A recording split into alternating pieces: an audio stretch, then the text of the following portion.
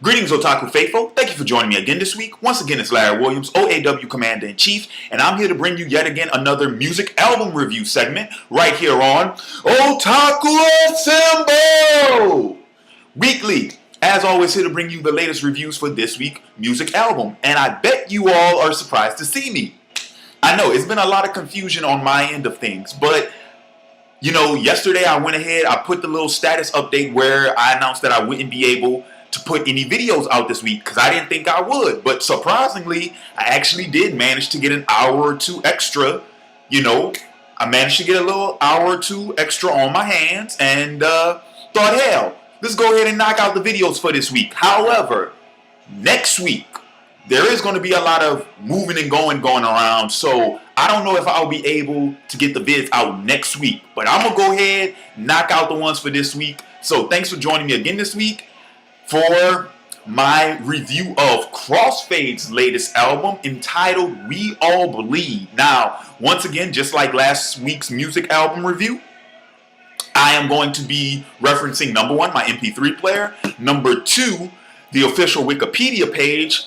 So let's get on with the review. Now, okay, Crossfade's latest album, We All Bleed. First thing to note, this is their first album in 5 years, and mainly because that's due to Crossfade being dropped from their major label. Now, Crossfade, let me see, just get into the, right quick, just to get into the history of this album. Okay, pretty much what happened, Crossfade got dropped from Columbia Records, which is a huge music label, and things were going on with the band and its members were pretty much, lead singer Ed Sloan, he pretty much talks about how he went into this depression and this dark state and this just really bad phase in his life because the music career, everything happened too fast and it seems like everything was going well. But the first sign of trouble, things got really bad. So it was that whole thing about being on the top and then having it taken away from you, instantly, and having no net. You just free falling, no net. And so, but apparently, the lead guitarist Les Hall, he was able to talk to your man Ed, pull him out of that funk, and they were able to crank out another album. And yeah, it took 5 years, but hey, here it is. So let's get into this album. First off, general thoughts about the album. It's funny. This review is based off of a first listen of the album. But like I said, it's funny because, I sat down the other day and I listened to this album and I was picking up on some of the themes of the songs in this album. But it wasn't until I went on the Wikipedia page and I read the background information that everything started to click. I was like, oh, wow, that makes a lot of sense. Pretty much, like I said, I just told you pretty much the background story of how this album came about. But there are a few songs that really bring those themes out. Pretty much, the themes of the album are, this whole idea of facing a bad situation and then being able to come back from it. That's really what the theme of it is. Falling into a bad situation. There are a few tracks that suggest, circumstances beyond your control, but falling into a bad situation, being forced to deal with it, but pretty much also having the courage to pull yourself out of the funk. That's pretty much the central theme of this album. So a few songs that I really enjoyed on this album in particular. Okay, the first single from this album is Killing Me Inside. Based off of the lyrics of that song, it's pretty obvious to pick up on the theme. But some other ones I really like. Track 3, Prove Me Wrong. Really strong lyrics in that one, okay? Track 4, Lay Me Down. Nice, nice on the ears. Track 5, Dear Cocaine. Okay, Dear Cocaine is, in my opinion, the lyrically, it's the strongest track on the album. Lyrically. The lyrics in that song are so powerful. They're so moving. That, from a lyrical standpoint, strongest one on the album, okay? My personal favorite is track 6, Suffocate. I love the drums. Love the drums on that track. The drums and the pleasant strings, the subtle strings at the beginning of that track. Fucking love it. Track 6, Suffocate. That's my personal favorite, okay? And other than that, track 10. Now, see, one thing I do have to address is the fact that this album is a little bit shorter than your typical rock album. Most rock albums are somewhere between 11 and 12 tracks on average. This one's 10. However, track 10, Make Me a Believer, is so fucking long. Like, what, this album, let me see, this song is, oh, actually, I can find it right here. 10 minutes and 10 seconds. That's pretty much, that's the length of like 2 or 3 tracks.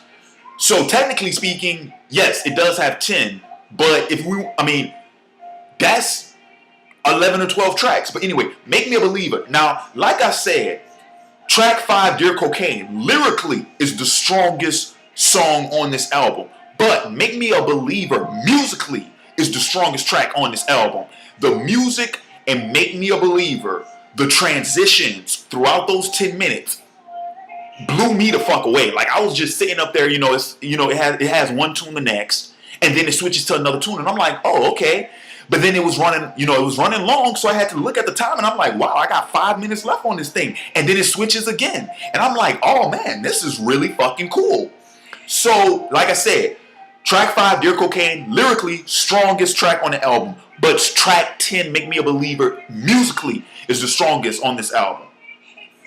So with that said, I'll just get into my my final recap of the album.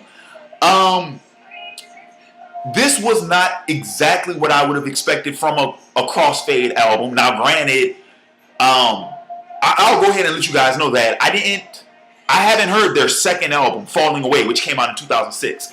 I'm only aware of, the first album, their debut album, which is my favorite one so far. But yeah, the debut album, Crossfade, from 2004.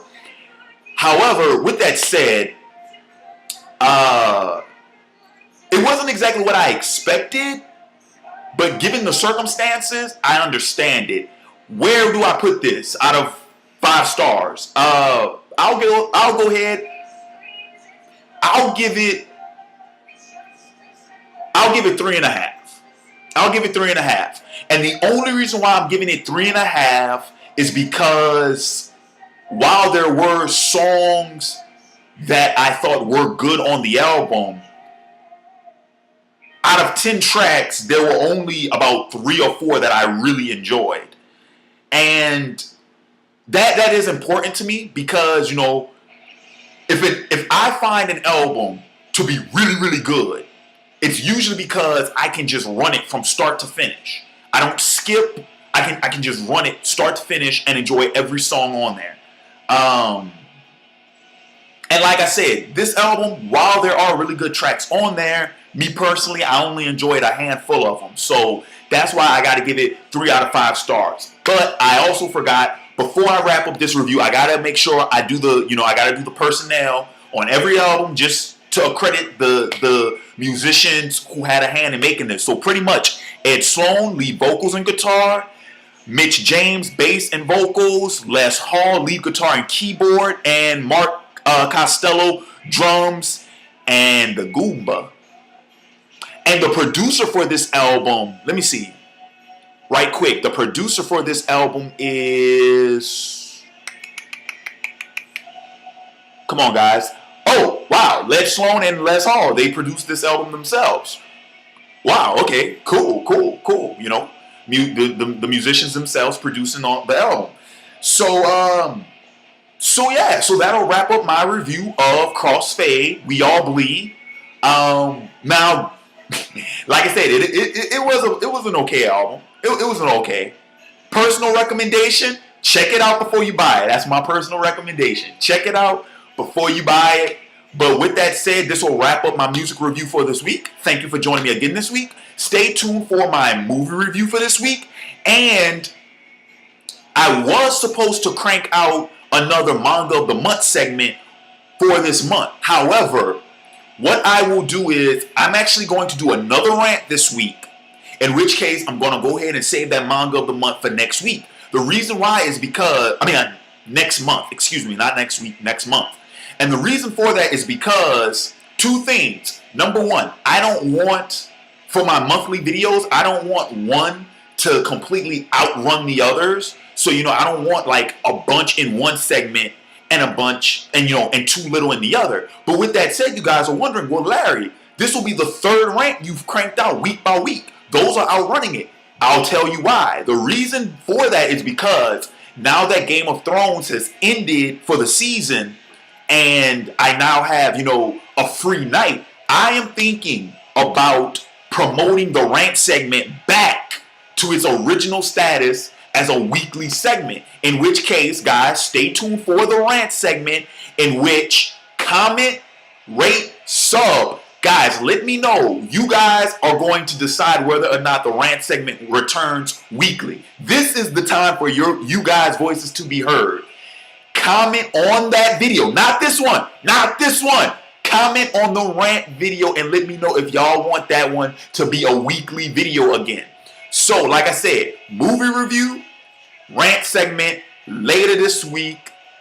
Once again, this is Larry Williams, OAW Commander-in-Chief. Thanks for tuning in again this week, and I'll catch you cats next week. Peace.